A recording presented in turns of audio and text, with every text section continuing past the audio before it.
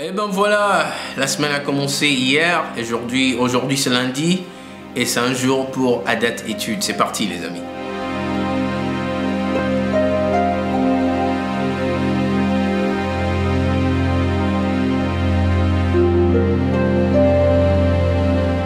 Alors bienvenue dans un nouvel épisode de Adat Études, votre émission préférée, j'ose l'espérer.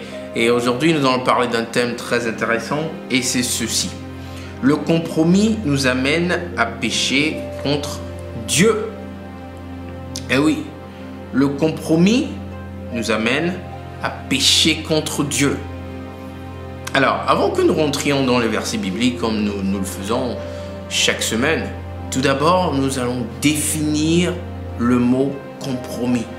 Parce qu'il est très important, si nous ne comprenons pas vraiment le sens de ce mot, ça sera un peu difficile de vraiment faire la part des choses et de savoir de quoi nous parlons.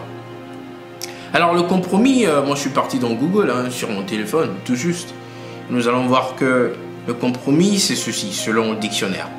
C'est un arrangement dans lequel on se fait des concessions mutuelles. C'est un arrangement dans lequel on se fait des concessions mutuelles.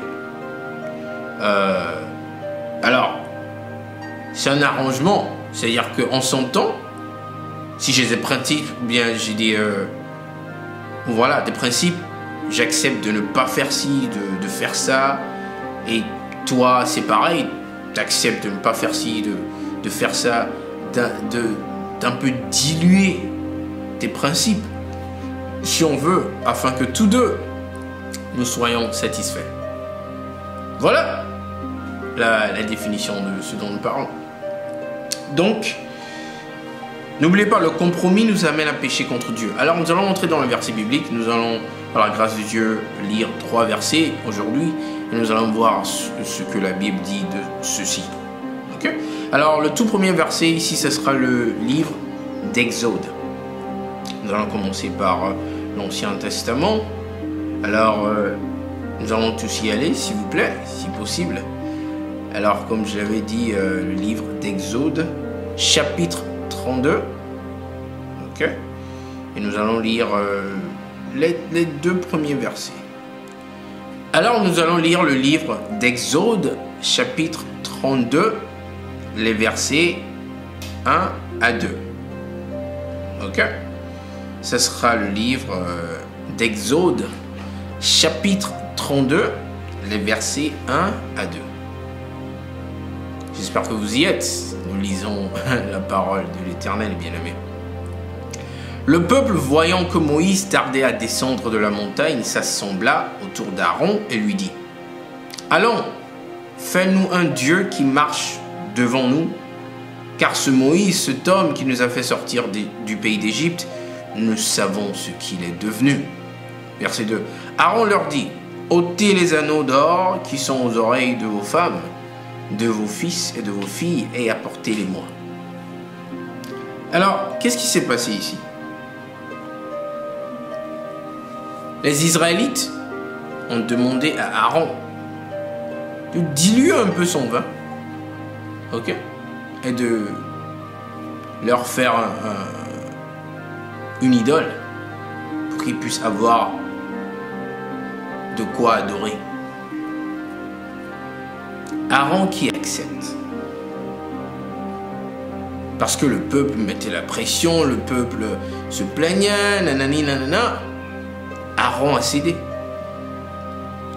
Et a pris ses anneaux, a créé le veau.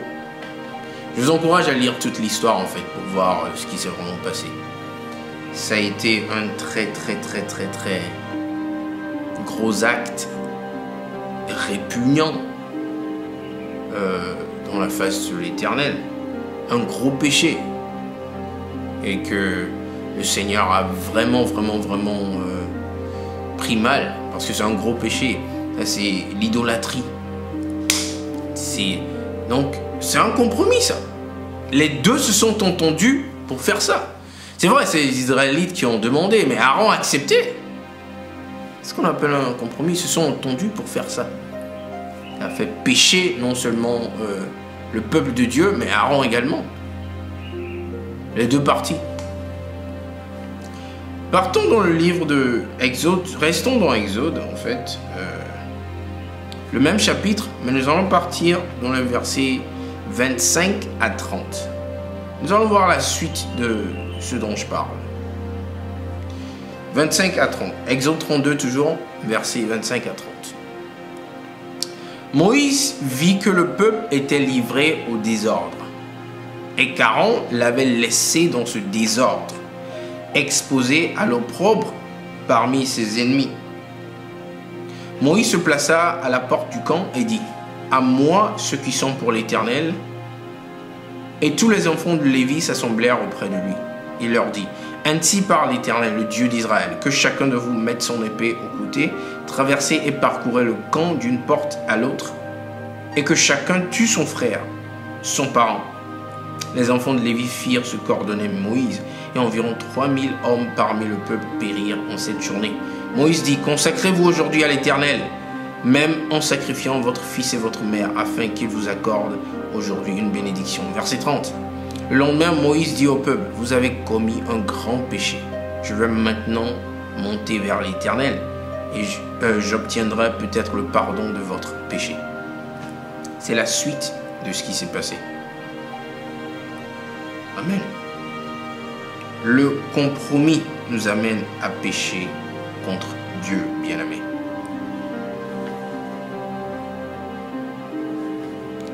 À partir de l'instant ou à partir du moment où il s'agit de ne pas faire quelque chose, parlons des chrétiens, à partir du moment où il est question de péché ou quoi que ce soit qui soit contre les lois de Dieu, les commandements de Dieu, c'est un compromis. C'est un piège en fait que l'ennemi nous tend en tant qu'enfant de Dieu. Et tout ce dont il a besoin, c'est un compromis. Parce que le but, c'est de nous faire pécher contre Dieu. 1 Roi, chapitre 11, les 6 premiers versets. Lisons.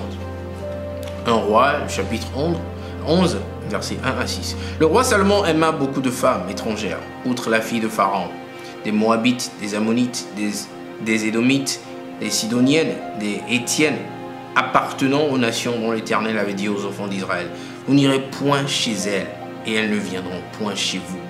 Elles tourneraient certainement vos cœurs du côté de leur Dieu. Ce fut à ces nations que s'attacha Salomon, entraîné par l'amour.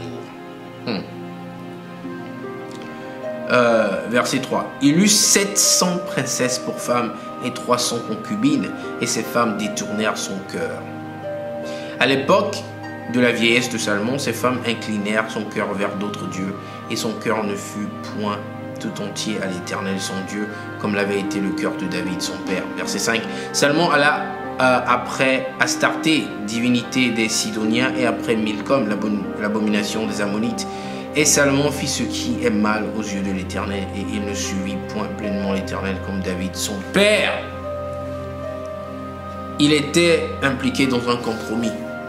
Le Seigneur l'avait prédit de ne pas s'approcher de ce peuple. Il leur avait dit pourquoi. Ils détourneront vos cœurs de moi. Salomon n'a pas écouté. S'est attaché à des filles de là. Au final, qu'est-ce qui s'est passé dans ces vieux jours? Son cœur n'était plus 100% pour Dieu. Il était partagé. Parce que, au fur et à mesure qu'il s'adonnait à l'adoration d'autres dieux, son dévouement pour son Dieu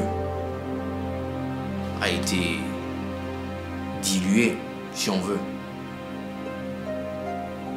Il a péché contre Dieu. C'est triste, c'est la réalité. Faisons attention au compromis. Le dernier verset que j'aimerais qu'on lise, ce sera dans le livre de Matthieu, bien aimé.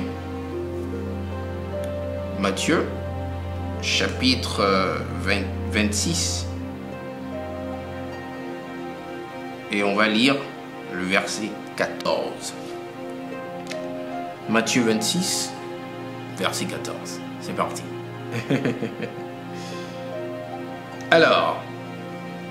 Alors l'un des 12, appelé Judas Iscariote, alla vers les principaux sacrificateurs et dit: que voulez-vous me donner et je vous le livrerai. Il s'agit de Jésus bien sûr. Et ils lui payèrent 30 pièces d'argent.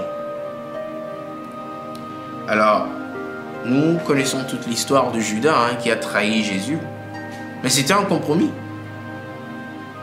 Il a accepté de livrer Jésus pour 30 pièces. Ils se sont arrangés. Il a péché contre Dieu.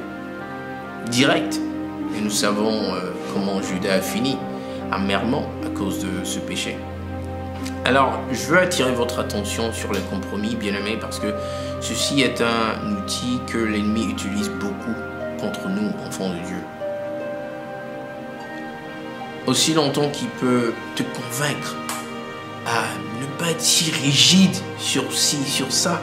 Oh, ouais, Dieu a dit ça, mais bon, tu peux le faire un peu, c'est pas trop, hein. Vas-y, c'est tout. Si il arrive à te convaincre à faire ça, c'est fini. Il te fait pécher contre Dieu. Il y a une raison pour laquelle Dieu dit de ne pas faire quelque chose ou de faire quelque chose. Si on accepte quelque chose qui nous dit de ne pas faire, si on accepte de le faire un peu, c'est tout. Dieu n'a pas dit de le faire un peu, Dieu l'a dit de ne pas le faire. Alors, j'espère que ce numéro vous a béni. Il est temps pour nous de dire au revoir. Mon nom est Jean-Pierre Adjudi, ce fut un plaisir, comme chaque lundi. Et je vous souhaite une excellente fin de journée, je vous souhaite une excellente semaine. Et on va se voir la semaine prochaine, à coup sûr. Merci beaucoup. Bye.